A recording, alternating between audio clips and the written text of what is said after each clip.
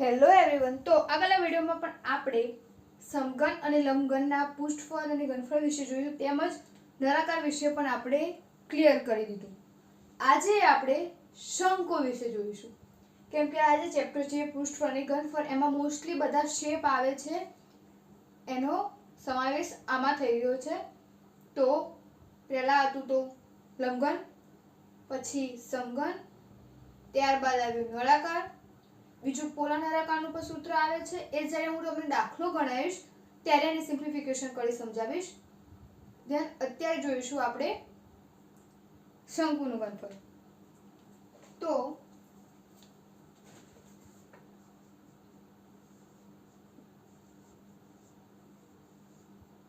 શંકુ વિશે જો તો પહેલા હું તમને આકૃતિ જે રીતે પહેલા આગળના બે વિડીયોમાં બતાવી એ રીતે તમારી સમક્ષ મૂકીશ.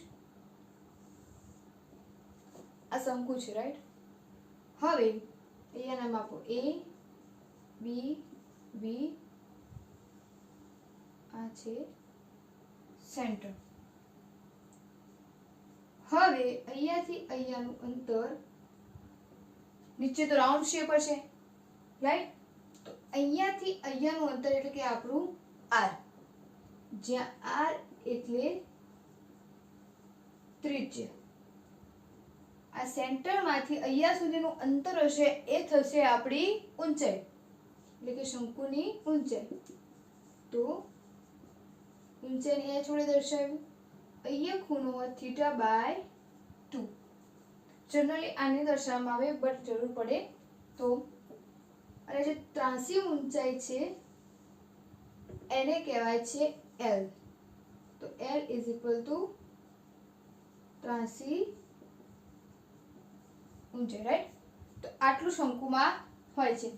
જ્યારે તમને એવું બને કે તમને જે દાખલો પૂછે એની પહેલા h આપ્યો હોય, l આપ્યો હોય અને r ના આપ્યો હોય, અથવા r આપ્યો હોય, h અને l ના આપ્યો હોય, તે તમે એક સૂત્રનો અપ્લાય કરીને તમે એ બંને બાજુઓ શોધી શકો છો.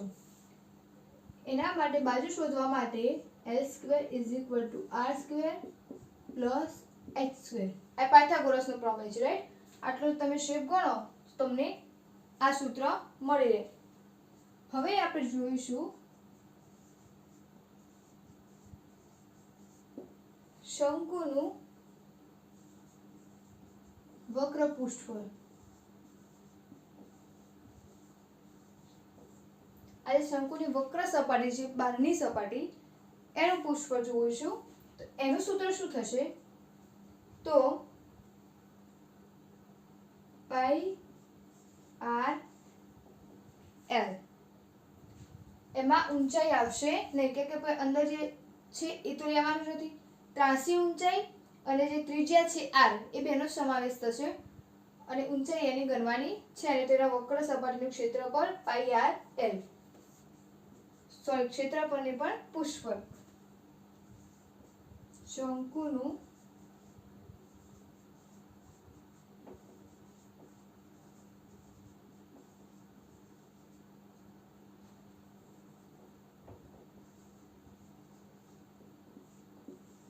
આ તો આપણું શંકુનું વક્ર પૃષ્ઠફળ. તેવી જ રીતે આપણે જોઈશું શંકુનું કુલ પૃષ્ઠફળ. તો કુલ પૃષ્ઠફળ શોધવું હોય ત્યારે આ πr તો મૂકી જ દેવાના. L આવશે પ્લસ r, બે વાર r આવશે, એટલે કે πr/L + r, રાઈટ?